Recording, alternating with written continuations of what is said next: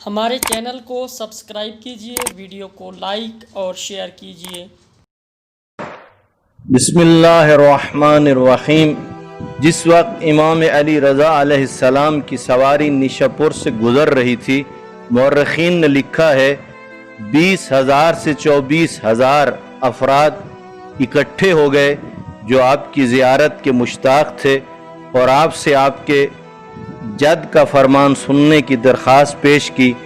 تو امام علیہ السلام نے اپنی ناکہ کو روکا اور فرمایا، مجھ سے میرے پدر بزرگوار موسیٰ بن جعفر علیہ السلام نے، ان سے ان کے پدر بزرگوار جعفر ابن محمد علیہ السلام نے، ان سے ان کے پدر بزرگوار محمد ابن علی علیہ السلام نے، ان سے ان کے پدر بزرگوار علی ابن الحسین علیہ السلام نے، ان سے ان کے پدر بزرگوار حسین ابن علی علیہ السلام نے، ان سے ان کے برادر نامدار حسن مجتبی علیہ السلام نے، ان سے ان کے پدر بزرگوار علی ابن ابی طالب علیہ السلام نے، ان سے ان کے ابن عم محمد مصطفیٰ صلی اللہ علیہ وآلہ وسلم نے، ان سے ان کے امین وحی جبرائیل نے بیان کیا ہے کہ پروردگار عالم نے قلم قدرت سے لوح حکمت پر یہ لکھ دیا ہے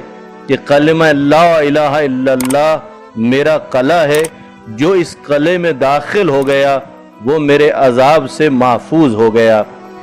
حدیث بیان ہوئی، محمل کا پردہ گرا، راویوں نے لکھا، علماء نے محفوظ کیا، سواری آگے بڑھی، ایک مرتبہ پردہ محمل پھر اٹھا اور امام علیہ السلام نے فرمایا، وَلَٰكِن بِشَرْطِهَا وَشُرُوطِهَا، لیکن یاد رکھو اس عذاب سے محفوظ رہنے کے لیے شرائط بھی ہیں، وَأَنَا مِن شُرُوطِهَا، اور ان شرائط میں سے ایک میں بھی ہوں۔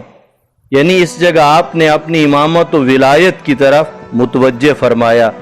در حقیقت امام رضا علیہ السلام نے اس حکم خدا کی طرف متوجہ کیا جو سرکار دو عالم صلی اللہ علیہ وآلہ وسلم نے اللہ کے حکم سے میدان غدیر میں پہنچایا، اور ایک تفصیلی خطبہ دیا جو خطبہ غدیر کے نام سے۔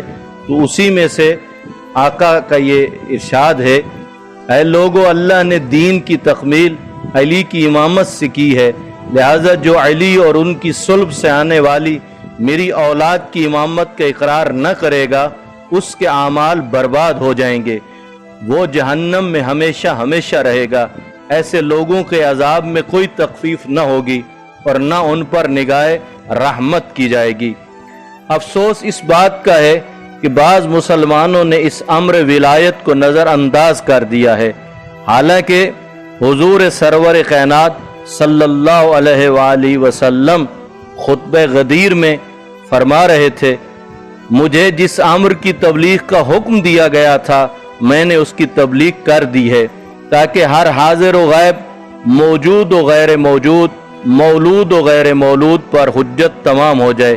اب حاضر کا فریضہ ہے کہ غائب تک پہنچائے، اور ہر باپ کا فریضہ ہے کہ قیامت تک اس پیغام کو اپنی اولاد کے حوالے کرتا رہے۔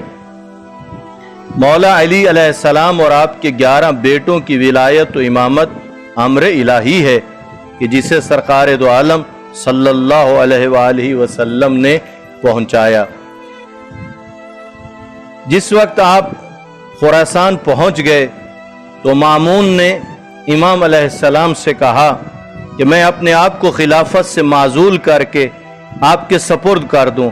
حضرت نے فرمایا کہ خداوند عالم نے اگر خلافت تیرے لیے قرار دی ہے تو پھر تمہیں اختیار نہیں کہ تم کسی دوسرے کو بخش دو اور خود کو اس سے معزول کرو، اور اگر خلافت تمہاری نہیں تو پھر یہ اختیار بھی نہیں کہ کسی کو تفویض کرو۔ مامون کہنے لگا، البتہ لازم و ضروری ہے کہ اسے قبول کرو۔ امام علیہ السلام نے فرمایا، میں اپنی رضا و رغبت سے اسے کبھی بھی قبول نہیں کروں گا، اور 2 ماہ تک یہ گفتگو ہوتی رہی۔ جتنا اس نے زور دیا، چونکہ حضرت اس کی غرض کو سمجھتے تھے، آپ انکار کرتے رہے۔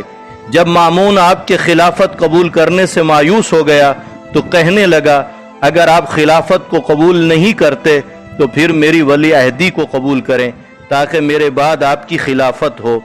امام علیہ السلام نے فرمایا میرے آبا و اجداد نے مجھے رسول اللہ صلی اللہ علیہ وآلہ وسلم کی طرف سے خبر دی ہے کہ میں تجھ سے پہلے دنیا سے چلا جاؤں گا اور مجھے زہر ستم سے شہید کریں گے اور مجھ پر آسمان و زمین کے ملائکہ گریہ کریں گے۔ گفتگو ہوتی رہی یہاں تک کہ امام علیہ السلام نے فرمایا تیری غرض کو بھی میں جانتا ہوں۔ کہنے لگا میری غرض کیا ہے؟ آپ نے فرمایا تیری غرض یہ ہے کہ لوگ کہیں کہ علی ابن موسیٰ رضا نے دنیا کو ترک نہیں کیا تھا بلکہ دنیا نے اسے چھوڑ رکھا تھا۔ اب جس وقت دنیا اس سے میسر ہوئی تو خلافت کے تمے میں ولی عہدی کو قبول کر لیا۔ بہرحال امام علیہ السلام کو بہت مجبور کیا گیا تو اس شرط پر امام علیہ السلام نے ولی عہدی کو قبول کیا کہ تیرے امور مملکت میں میں کسی قسم کی مداخلت نہیں کروں گا اور کسی کو نصب و عزل نہیں کروں گا اور تیری اپنی مرضی ہوگی۔ امام علیہ السلام نے مختلف حوالوں سے پوری امت کی رہنمائی فرمائی۔ اس میں سے ایک امام علیہ السلام کا یہ فرمان ہے جو شخص یہ گمان کرتا ہے کہ خدا ہی ہمارے افعال کا فاعل ہے اور پھر ہمیں عذاب بھی کرے گا تو وہ جبر کا قائل ہے، اور جو یہ گمان کرتا ہے کہ خداوند عالم نے خلق کرنا اور رزق دینا اپنی حجتوں کے سپرد کر دیا ہے وہ تفویض کا قائل ہے۔ جبر کا قائل کافر اور تفویض کا قائل مشرک ہے۔ امام علیہ السلام نے خالد کے بیٹے سے کہا اے خالد کے بیٹے، جبر و تشبیہ کے متعلق ہماری طرف جو اخبار منسوب ہیں یہ غالیوں نے وضع کی ہیں، وہ غالی جو اللہ تعالیٰ کی عظمت و جلالت کو گھٹاتے ہیں۔ پس جو شخص ان سے محبت کرتا ہے وہ ہم سے بغض رکھتا ہے، اور جو ان سے بغض رکھتا ہے وہ ہم سے محبت رکھتا ہے، جو ان سے دوستی رکھتا ہے وہ ہم سے دشمنی رکھتا ہے، اور جو ان سے دشمنی رکھتا ہے وہ ہم سے دوستی رکھتا ہے۔ یہ تھوڑی تفصیلی روایت ہے۔ آخر میں یہ جملے ہیں اے خالد کے بیٹے، جو شخص ہمارے شیعوں میں سے ہے اس پر لازم ہے کہ وہ ان لوگوں میں سے کسی کو اپنا دوست اور مددگار نہ بنائے۔ امام رضا علیہ السلام کی ایک حدیث ہے، فرماتے ہیں نہ آل محمد کی محبت کے بھروسے پر عمل صالح اور عبادت الہی میں کوشش ترک کرنا، اور نہ ہی عبادت کے بھروسے پر آل محمد کی محبت اور ان کے احکام کی اطاعت کو ترک کرنا، کیونکہ ان میں سے کسی ایک کو بھی دوسرے کے بغیر قبول نہیں کیا جائے گا۔ علم امام کا اندازہ لگانے کے لیے کہ کس قدر ہوتا ہے اس واقعے پر توجہ فرمائیے کہ جب ایک شخص نے خواب میں رسول اکرم صلی اللہ علیہ وآلہ وسلم کو دیکھا اور یہ دیکھا کہ آپ کے سامنے کھجوروں کا ایک تشت پڑا ہے، اور اس نے کہا یا رسول اللہ مجھے کچھ کھجوریں دے دیجئے، تو آپ نے ایک مٹھی بھر دی اور اس نے جب گینی تو وہ 18 تھیں۔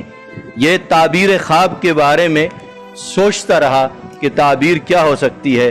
جب امام رضا علیہ السلام اسی علاقے میں تشریف لے آئے تو اسے پتہ چلا، اور امام علیہ السلام مسجد میں تشریف فرما تھے محراب میں، تو بالکل اسی طرح تشریف فرما ہے جس طرح اس شخص نے خواب میں رسول خدا صلی اللہ علیہ وآلہ وسلم کو دیکھا۔ سامنے خرمے کا طبق بھی رکھا ہے۔ آگے بڑھا اور عرض کی فرزند رسول صلی اللہ علیہ وآلہ وسلم کچھ مجھے بھی عنایت فرمائیں۔ آپ نے ایک مٹھی خرمے کی عنایت فرمائی۔ اب جو اس نے شمار کی تو وہ 18 تھے۔ سخت حیرت ہوئی، جیسا خواب دیکھا تھا ویسی ہی تعبیر ملی۔ عرض کرتا ہے فرزند رسول صلی اللہ علیہ وآلہ وسلم کچھ اور عنایت فرمائیے۔ آپ نے فرمایا اگر رسول اللہ صلی اللہ علیہ وآلہ وسلم نے خواب میں زیادہ دیے ہوتے تو میں بھی زیادہ دے دیتا۔ یعنی امام کا علم اتنا وسیع ہے کہ جو کچھ اس نے خواب میں دیکھا تھا وہ علم امام میں موجود ہے۔ اللہم صلی علی محمد و آلہ